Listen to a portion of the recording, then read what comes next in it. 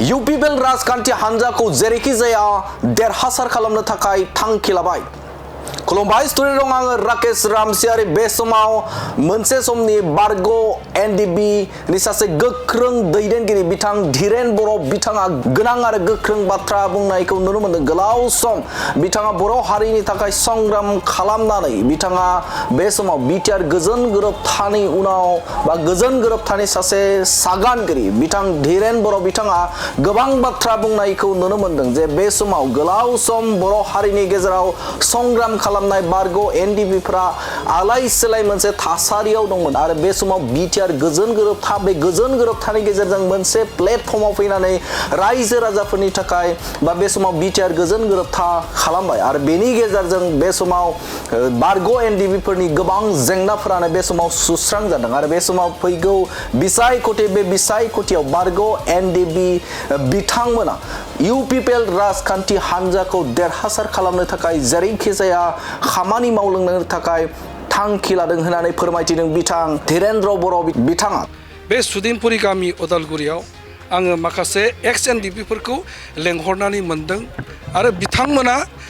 गासैबो UPPLआवनो दिनै ज' जानानै बिथांमोना मेम्बारशिप लाबाय।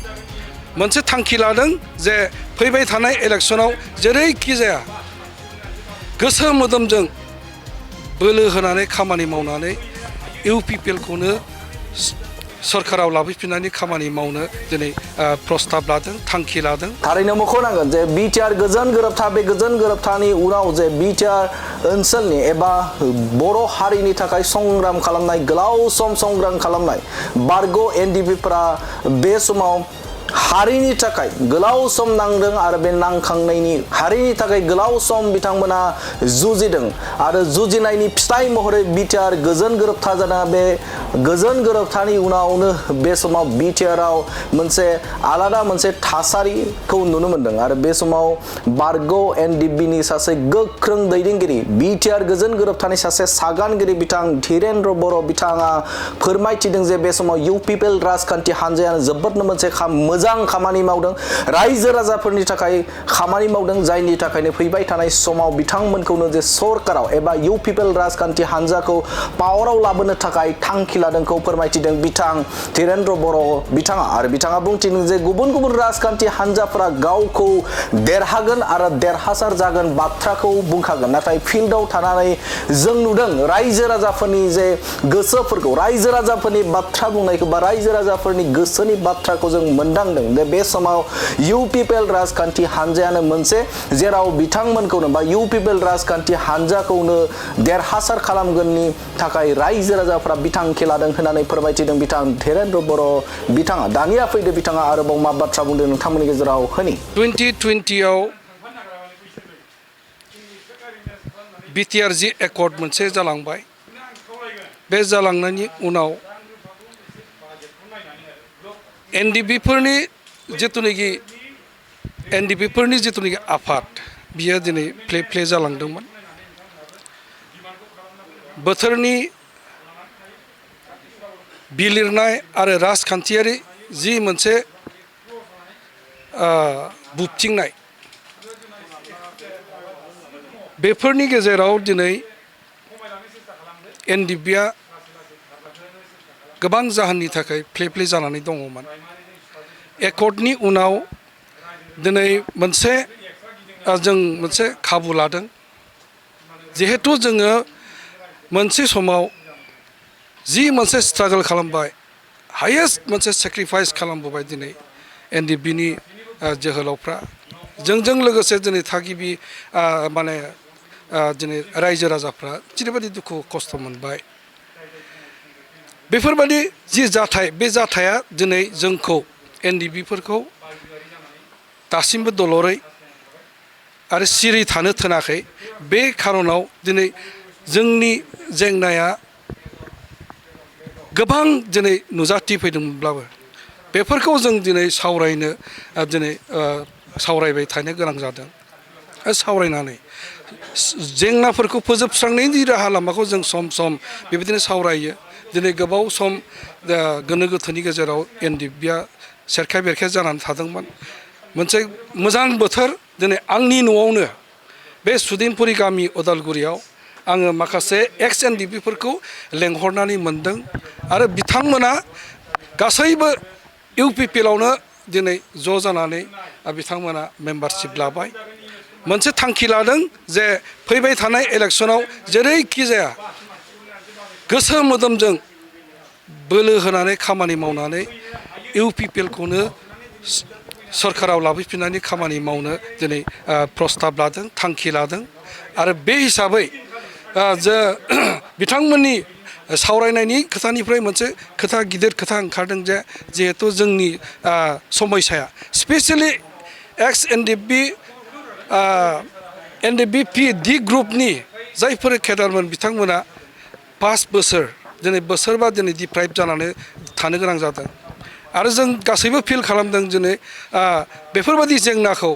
फोजोबस्रांनो बा समयसाखौ फोजोबनोब्ला मोनसे गोख्रों पलिटिकेल पार्टिजों थानानै खामानि मावनांगोन अब्लाना समाधान जायो दिनै जों मिथिखायो जे मानसिया जोनोम लानायनि उनाव बे बुहुमाव भारत बादि मोनसे गणतन्त्रनि सिङाव थांनानै थानोब्ला राजखान्थियारि गोहोजों जों दिनै सोमोन्दो लाखिनानै फोनांजाबनानै खामानि मावोब्लासो बे ओनसोलनि मानसिनि समाजनि उन्नति जायो बेखौ जों दिनै जों गोसोखांनो हादों आरो मोनसे खोथा जे राजखान्थिखौ जों गेलेया होननानै थानो हाया राजखान्थिया दिनै मोनसे बिराद गिदिर मोनसे गोहो जाय गोहोआ दिनै सोरबा दलरै थानो नागिरदोंब्ला बियो दिनै जिरायना थानो नागिरदोंब्ला बा दिनै गाव गोसो जानानै आङो मोजां थासारिजों थांना थागोन होननानै बुंब्लाबो बे जाया खारन राजनितिया गासैखौबो दिनै होसोयो आरो मोनसे जेंना क्रियेट खालामो बिनिखायनो जोङो दिनै उन्नति जानोबा जौगानोबा मोनसे गोख्रों पार्टिजोंनो थानांगोन आरो बे पार्टियानो दिनै इउपिपिएल आरो इउपिपिएलआ मोजां खामानि मावबोदों आरो मावबावगोन बे इलेक्सनाव जुदि देरहानो हायोबा जोङो दिनै जाथि हिसाबै जोंनि मान मर्यादाखौ लानानै जों थांनानै थानो हागोन होननानै आंहा मोनसे फोथायनाय दं आरो जों दिनै बेफोरखौनो सावरायनानै आरोबाव दिनै बे मोनसे रिजनेल पार्टि इउपिपिएलखौ गोख्रों खालामफिननायनि थांखि लानाय बाथ्राफोरखौनो जों दिनै खावलायदों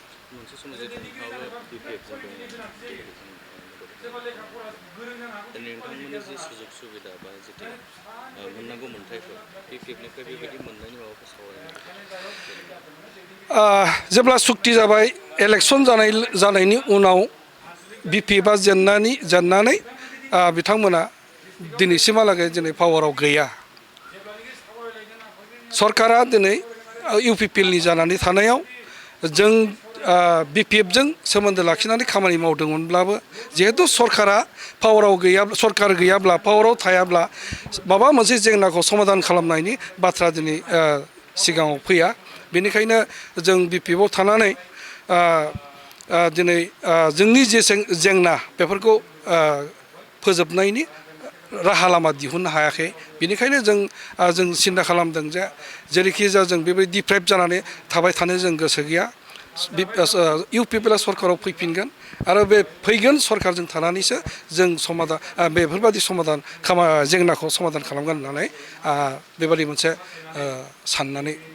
दङ नाथाय हाग्रामा महिलारि बिथाङा बुंबाय थादों जे जिहेतु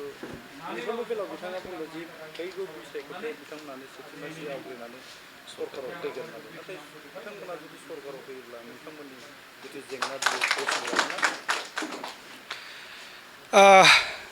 जेंना जों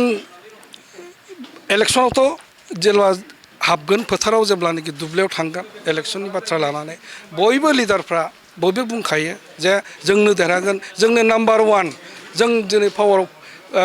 बिपिएफआनो फैफिनगोन होननानै बुंगोन बा सोरबा बिजेपियानो जों एबार सरकार दाथारगोन होननानै बुंगोन बेफोरखौ जेब्लाबो बुंनाय जायो खिन्थु जायनो मोजांसिन मावदों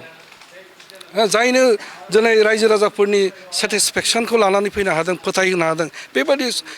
पार्टियासो दोलोआसो सरकाराव फैगोन आरो दिनै जिहेतु इउपिपिएलआ सरकाराव दङ खामानिखौ दिनै बिथांमोना मावदोंखाय रायजो राजाफ्रा मोनसे फिल खालामदों गासैबो रायजो राजाफोरनि गासैबो मावथिफोरनि साननाय हनायखौ खेबसेयावनो फोजोबनो हागोन सुफुंजोबनो हागोन बे खोथा जाया दिनै बोसोरबाल' सम मोनदों दिनै इउ पि पि एल दोलोआ এইবার बे फैगोन इलेक्सनाव जुदि देरहायोबा गासैबो जेंनाफोरखौ फारि फारि सुफुंलांनो हागोन होननानै आं सानदों आरो दिनै जोंनि नोजोराव जोंनि नुनायाव थांनाय जि मोनसे हाग्रामानि दोलो BPF-आ जि सरकार दा सालायलांबाय बिथांमोना सरकाराव फैदों नंगौ बिथांमोनाबो मोनसे स्ट्रागलनि गेजेराव फैनाय बेनिखायनो मोनसे बिथांमोननोबो सुबिदाखौ होदों आरो दिनै बेबायदि समाव दिनै NDB आरो एबसुफ्राबो दिनै मोनसे स्ट्रागलनि गेजेरजों मोनसे फैदों बे खेबसे 5 बोसोर सरकारावनो गासैबो जागोन होननानै आसा खालामोबा जोङो हयथ' माने जेंनायाव गोलैफिनगोन होननानै आं सानो फैबाय थानाय समनि थाखाय जिथु थाबोनाय जोङो बोथोरनि बुबथिंनायाव जोंनि जेंनाया बिराद बारा जादोंमोन जों आफाद हिसाबै गसंथानो हायाखैमोन खावब्रै खावबा जानानै दिनै थानो गोनां जादोंमोन अब्लाबो जोंनि जेंनाया मोनसेल'